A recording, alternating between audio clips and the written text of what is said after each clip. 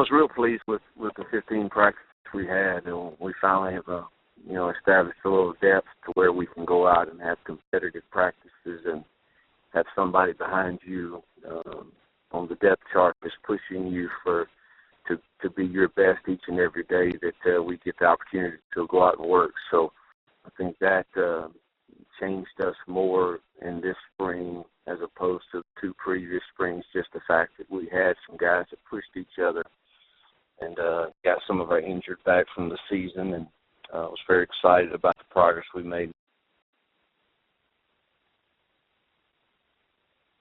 Thanks, Coach. Your first question will come from Parrish Alford of the Daily Journal.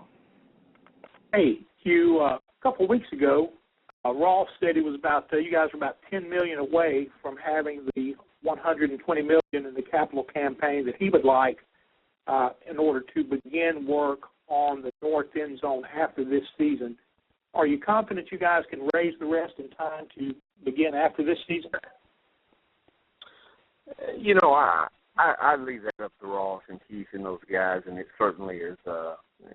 We've made a lot of progress on, and we know they were hopeful that you guys would kick in about half of that, Parrish. But if you're not going to, y'all are next up after me.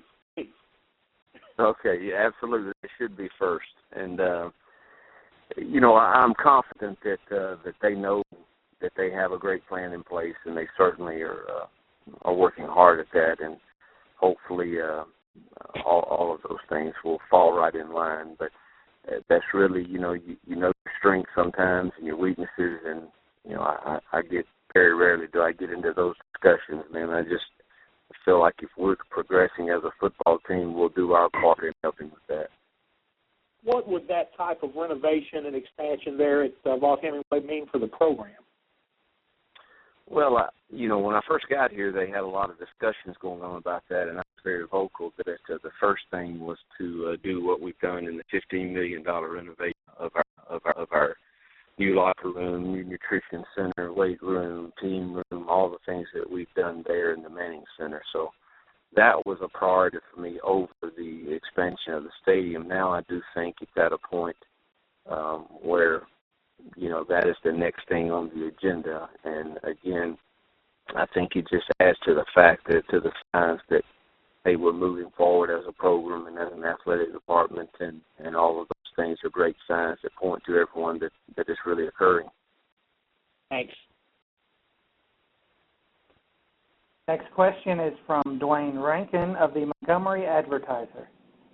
Yes, Coach. Obviously, you're coming to town tomorrow to speak at the Hitchcock Awards. Just was curious, what made you decide, and when were you contacted about it?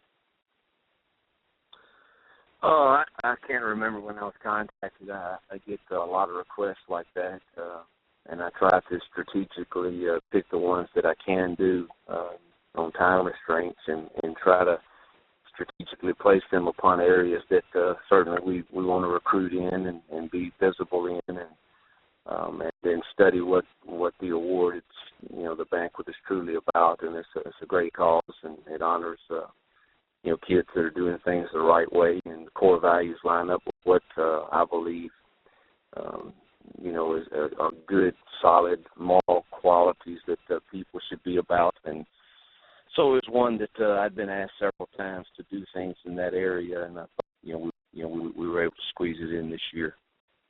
If I could just follow up just real quick, Coach, what type of message do you want to give? I don't want you to give your speech away, but what type of message do you want to give at the award ceremony? Well, it will be geared toward in life, the things that are thrown at you, you have very little control over, but you certainly can control who you want to be and what brand you want to put out there for you and your name. And, we'll talk about, maybe a few points that I can give that I've watched successful people that I know were part of their DNA and their makeup, and hopefully can give something to someone there, or someone to maybe that may go through difficult times. Thanks, Coach. Next question is from David Pascal of the Chattanooga Times Free Press. Hey, Coach, considering the league rotated out, McCarron, Manziel, Murray, Connor Shaw, do you think it will take a little bit of a hit or at least a pretty significant rebuilding job at quarterback this year, considering who all the league lost? Well, that would be the general, initial consensus if you ask anybody. I think all of us would prefer to have a returning quarterback that has experience. However, having said that, there's been, several examples of quarterbacks that did not have that experience that came in and immediately had a huge impact on college football, even in our conference. I mean, you look at what, Manziel did when he first arrived on the scene with no experience, and Auburn's guy last year, was a huge difference maker in their team, and they didn't have a lot of returning experience. The consensus would be that you feel more comfortable with a returner, but that doesn't always prove to be exactly the best scenario for everyone. So you would feel that it's that way with the talent that the kids you mentioned that we lost out of this league. That's an enormous group of guys you just mentioned, so you would think that it's going to take some time to rebuild to that more. But there's always an exception out there somewhere, as we've seen. In talking about your guy with Bo, I think he may have more career starts than anybody in the league coming back, and you've got Nick Marshall at Auburn, Dak Prescott at Mississippi State. Those are kind of like the guys that are being tossed out for preseason All-SEC honors. I mean, do you think Bo, I know he had a pretty good year last year, the best Egg Bowl, but do you think he could have a potentially an all-conference type season? Well, I certainly hope so. I think that, he's thrown for a lot of yards and a lot of touchdowns. Obviously, we've got to continue to work on taking care of the ball. But either one of his seasons, has he had a complete year, and we're hopeful that that will be the case in his senior campaign. And I think he's definitely worth that are going on in regards to that. But the season will decide that. We won't get caught up into what preseason things are said about him, but I do think he's deserving of those discussions. Thank you. We're now joined by Hugh Allenberger of the Clarion Ledger. Hey, how are you doing? I'm good, man. The scheduling stuff, in your mind, what is the perfect scenario for you for those 4 non-conference games? Well, obviously, we're going to play, one from the other BCS conference, 4 conferences that everyone has seen.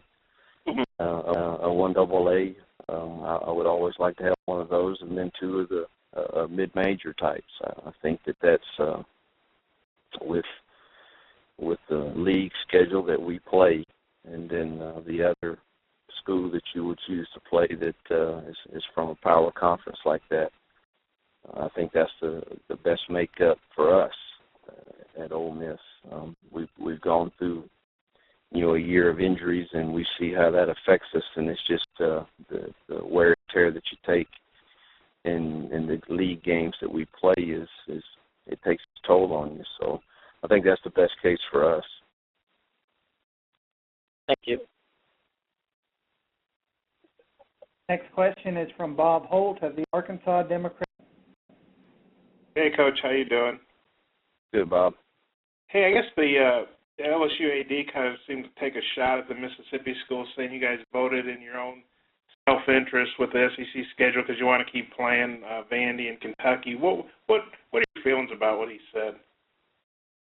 Well, I haven't seen what he said, so I don't know. I can tell you my feelings on the scheduling vote that we had. I was very clear with our chancellor and our AD that I thought the fairest way to do it would to be the 6-0-2 and rotate the other 2 opponents. However, having said that, I also said to them the priority is we want to stay at 8 games. And momentum is in the room, to stay at 8, I will be okay with either. That was my exact conversation with them. I do think the fairest way is the 6-0-2 method, but I wanted to stay at 8 for sure was our priority, and I haven't even seen which way everybody voted. I just saw what the result was, so I can't speak a lot on what other people said because I haven't seen it, but that's the conversation I had with my administration. And Nick Saban said he wanted to have 9 games.